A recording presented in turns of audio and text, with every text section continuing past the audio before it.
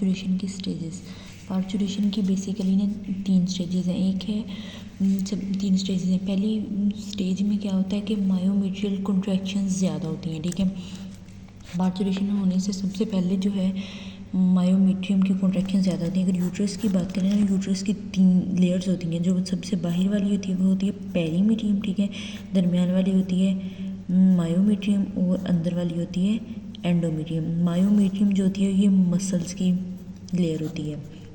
इसका रोल होता है पार्चुरेशन में मेजरली। अच्छा, पहले स्टेज में ये है कि इसी जो यूट्रस की ये वाली जो लेयर है मायोमेट्रियम, इसकी कॉन्ट्रैक्शंस ज़्यादा हो जाती हैं। इसकी कॉन्ट्रैक्शन ज़्यादा हो जाती हैं और जो फर्स्ट स्टेज में इसकी कॉन्ट्रैक्शन ज़्यादा होंगी और सर्विक्स, यूट्रस के नीचे सर्विक्स होती है, सर्विक्स की डायलेशन हो जाएगी। मायोमेट्रियम की कॉन्ट्रैक्शन ज़्यादा हो जाएंगी और सर्विक्स की डायलेशन होगी। ये हम देखते हैं आगे चल के ये कैसे होता है, ठीक है। दूसरी स्टेज में ये होगा कि फीटस एक्सपेल होता है और थर्ड स्टेज में ये होता है कि फीटल मेम्ब्रेन्स एक्सपेल होती हैं। फीटल मेम्ब्रेन्स अब क्या है? फीटल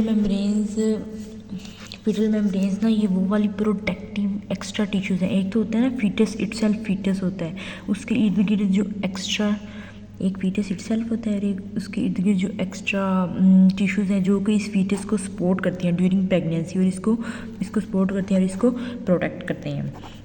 अच्छा, इसमें जैसे कि अगर हम बात करें, हमने फीटल मेम्ब्रेन्स जो मेजरली पढ़ी हैं, अगर यहाँ पर देख लें आसानी के लिए, तो ये देखेंगे ना जो मेजरली ना ये यॉर्क सैक है, ये एम्ब्रियो है, यॉर्क सैक है, एलेंटॉइस है, 4 होती हैं। एमनियोन होती है, यॉर्क सैक होती है, एलेंटॉइस होती है और कोरियोन होती है। जो यॉर्क सैक होती है ना ये एम्ब्रियो को न्यूट्रिशन प्रोवाइड करती है। जो एलेंटॉइस होती है ये एम्ब्रियो के वेस्ट को कलेक्ट करती है। जबकि ये जो एमनियोन होती है ना, इसके अंदर फ्लूइड होता है, ये एम्ब्रियो को प्रोटेक्शन देती है, किसी जर्क से उसको प्रोटेक्ट करती है।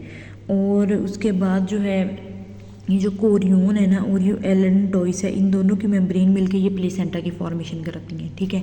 इसमें वो आ जाएंगी मेम्ब्रेन्स जो कि प्लेसेंटा की फॉर्मेशन कराएंगी और जो है उसकी प्रोटेक्टिव लेयर्स होंगी, फीटस को जो प्रोटेक्ट करेंगी। अच्छा, ये जो फीटल मेम्ब्रेन्स है ना, जब फीटस एक्सपेल हो गया, ठीक है, फीटस के दूसरी स्टेज में फीटस एक्सपेल हो जाता है। फीटस के एक्सपेल होने के बाद ये वाली जो उसकी एक्स्ट्रा मेम्ब्रेन्स है जो कि फीटल मेम्ब्रेन्स हैं जो कि ड्यूरिंग प्रेगनेंसी फीटस को वो सपोर्ट कर रही थी, अब उनका रिमूवल होगा, वो एक्सपेल होंगी बॉडी से। अच्छा, अब हम स्टार्ट करते हैं पहली स्टेज से, ठीक है। पहली स्टेज में क्या होगा, मायोमेट्रियल कॉन्ट्रैक्शंस इनिशिएट होंगी और सर्विकल डायलेशन। ये क्या है, इसको थोड़ा डिटेल में देखते हैं। जैसे हमें पता है कि P4 जो है ना प्रेगनेंसी को मेंटेन करता है। जो ही P4 का लेवल कम होता है तो प्रेगनेंसी टर्मिनेट कर जाती है। P4 hormone is the very important hormone during pregnancy. ये प्रेगनेंसी को मेंटेन कैसे करता है, अब ये बात है। ये 3 चीज़ें कराता है बेसिकली। ये कराता है कि जो मायोमेट्रियम है ना, हमने पढ़ा है कि यूट्रस की जो अंदर वाली लेयर है, ये मिडल वाली लेयर है, ये मायोमेट्रियम है, ये उसकी कॉन्ट्रैक्शंस को इनहिबिट कराएगा। ये यूट्रस है, ठीक है, यूट्रस की जो है ना मायोमेट्रियम इसकी कॉन्ट्रैक्शंस को इनहिबिट कराएगा। दूसरा काम ये करता है, यूट्रस के नीचे होती है सर्विक्स। सर्विक्स से जो म्यूकस रिलीज़ होता है उसको ये ना थिक करवाता है, ठीक है। जब वो म्यूकस थिक हो जाता है तो ये सर्विकल सील का काम करता है। ये जो P4 इसके लिए रिस्पॉन्सिबल है। P4 सर्विक्स से रिलीज़ होने वाली जो सेक्रीशन है, म्यूकस है, उसको थिक करवाता है और सर्विकल सील को मेंटेन करके रखता है। जब सर्विक्स आगे से मतलब बंद है तो ऑब्वियसली कि प्रेगनेंसी मेंटेन रहेगी, जो फीटस है वो बाहर नहीं आएगा। और तीसरी चीज़ ये करता है कि अभी जब भी प्लेसेंटा नहीं बना होता ना अर्ली प्रेगनेंसी के दौरान, ये यूट्राइन मिल्क की सेक्रीशन कराता है। यूट्राइन मिल्क क्या है, यूट्राइन मिल्क को ना हम हिस्टोट्रॉफ भी कहते हैं। ट्रोफ का मतलब होता है न्यूट्रिशन, ट्रोफ का मतलब न्यूट्रिशन और हिस्टो का मतलब टिश्यू। अभी जब ये प्लेसेंटा नहीं बना तो जो फीटस है उसको जो न्यूट्रिशन होती है वो जो यूट्रस के यूट्राइन ग्लैंड्स है ना वो प्रोवाइड कर रहे होते हैं। यूट्रस के यूट्राइन ग्लैंड्स एक सेक्रीट करते हैं, उसे क्या कहते हैं, यूट्राइन मिल्क, ठीक है। उसके अंदर क्या होता है, उसके अंदर वो न्यूट्रिटिव सेक्रीशन होती है, उसके अंदर कार्बोहाइड्रेट्स होते हैं, अमाइनो एसिड्स होती हैं जो कि इस फीटस को न्यूट्रिशन देते हैं जब तक कि प्लेसेंटा नहीं बनता।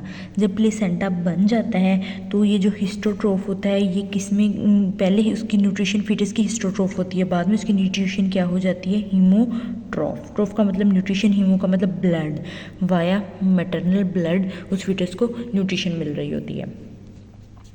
अब हमने ये चीज़ तो देख ली कि प्रोजेस्टेरोन प्रेगनेंसी को मेंटेन कराता है तीन चीज़ें करके।